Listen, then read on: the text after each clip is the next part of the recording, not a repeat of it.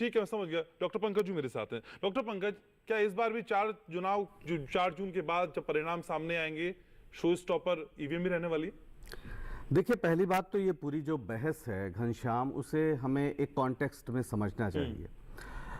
Technology का विरोध कोई नहीं करता, कांग्रेस पार्टी ने कभी नहीं किया। और ईवीएम का जो अभी खुद बताया उन्होंने कि 82 में प्रयोग हुआ या 2014 में जब उसे इतने बड़े पैमाने पर वीवीपैट का उसमें जोड़ा गया, तो सब कांग्रेस के ज़माने में हुआ, चाहे वो कंप्यूटराइजेशन हो। तो कांग्रेस कभी भी तकनीक का विरोध नहीं करती है।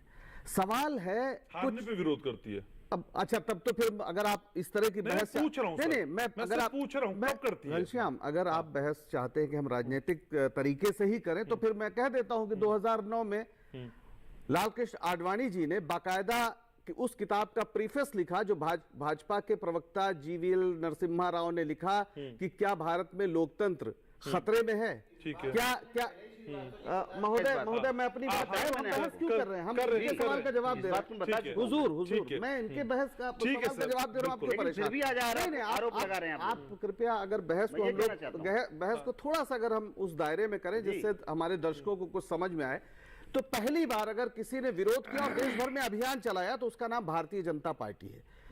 बाकायदा इनके प्रवक्ता जो बाद में सांसद भी रहे, उन्होंने किताब लिखी जिसमें उन्होंने कहा कि भारत का लोकतंत्र खतरे में है, ईवीएम जो है वो किस तरह से लोकतंत्र के खिलाफ है। और हमारे आदरणीय लाल कृष्ण आडवाणी जी ने बाकायदा इस पर कहा कि ये बहुत ही खतरनाक है और इससे भारतीय लोकतंत्र समाप्त हो जाएगा। तो अगर किसी ने इसका विरोध शुरू किया और बाकायदा उसका अभियान चलाया तो वो भारतीय जनता पार्टी रही। तो आप बीजेपी को फॉलो करते हैं? बिल्कुल, यही मैं फॉलो करते हैं? बिल्कुल नहीं। आप उन्होंने सिखाया, घनश्याम मेरी पूरी बात सुन लो। अभी तक, आज तक कांग्रेस पार्टी ने ये नहीं कहा है कि ईवीएम का इस्तेमाल नहीं होना चाहिए। हमारा ऑफिशियल स्टैंड क्या है हम बता दे रहे हैं। पर सर बड़ा क्वेश्चन मार्क रेज किया कि नहीं किया आप लोगों ने? आप सुन तो सर, इसी इलेक्शन में आप उन चैनलों की क्यों बात कर रहे हैं जो वाक्य पूरा नहीं होने दे रहे? गलत बात है सर। जो बात जहां पूरी बात तो सुन लीजिए ना। सर मुझे छोटा सर आ रहा हूं, अमीन साहब। हाँ, अमीन साहब आ रहा हूं। आप एंकर बन जाइए कंप्लीट डॉक्टर पंकज, ठीक है।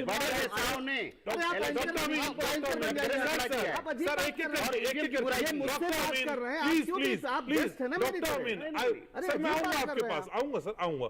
आप उनको अपनी कुर्सी दे दीजिए। Doctor Pankaj please. अच्छी बात है। अरे कोई बात नहीं, मुस्कुरा के करिए सर, डिबेट कर रहे हैं। मैं यही कह रहा हूं कि मुस्कुरा के करिए। आप सवाल पूछिए, मुझे जवाब देने दीजिए। आप उससे सर मेरा छोटा सा सवाल इस पर जवाब देते चलिए। बिल्कुल। इसी इलेक्शन में आप ही की पार्टी ने बड़ा क्वेश्चन मार्क रेज किया ईवीएम पे। आप कह रहे हैं कुछ ईवीएम के आप अगर आप वही बात मैं कहने जा रहा था, अगर आप मुझसे सुन लेते तो आप ये सवाल ही नहीं करते। हमारी ओर से ऑफिशियली ये बात कही गई, जयराम रमेश ने बाकायदा प्रेस कॉन्फ्रेंस करके कही कि हम ईवीएम के विरोध में नहीं हैं। हम ये चाहते हैं, जब देश में इतने सवाल तरह तरह से उठ रहे हैं, लोग सुप्रीम कोर्ट तक जा रहे हैं, सिविल सोसाइटी की ओर से सवाल उठ रहे हैं, एडीआर की ओर से सवाल उठ रहे हैं, तो हम ये चाहते हैं कि वीवीपैट की जो पर्चियां हैं उसको गिनती हो 100%। एक बात जान लीजिए, लोकतंत्र विश्वास पे चलता है। अगर संदेह है तो आपने सुना ही होगा कि सीजर ही नहीं, सीजर की बीवी भी संदेहों से परे होनी चाहिए। इसमें क्या दिक्कत है? आप वीवीपैट की पर्चियां गिनने में प्रॉब्लम क्या है? आपका संदेह तो सर ऐसी ऐसी चीजों पे है कि उनको दूर करना मुश्किल है। भाई तो आप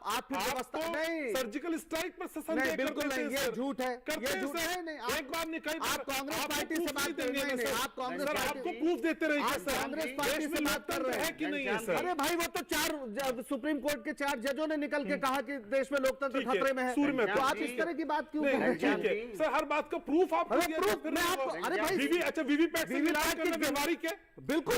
बिल्कुल वीवीपैट। अरे सुप्रीम कोर्ट ने, मैं बता रहा हूं, सुप्रीम कोर्ट ने अभी जो फैसला दिया उसमें कहा कि अरे भाई आप उनको दे दीजिए, एंकर की कुर्सी दे दीजिए। अरे आप क्यों इस तरह से परेशान हैं? आपके पास आएंगे, जवाब दीजिए। Please complete. सुप्रीम कोर्ट के पास ये मामला गया, सुप्रीम कोर्ट ने पूछा कि इसमें कैसे हो सकता है। उसने सुप्रीम कोर्ट ने निर्देश दिया है, चाहे वो जो हमारी जो सिंबल लोडिंग यूनिट है उसको 45 दिन तक रखने का, उसको सील करने का निर्देश दिया है।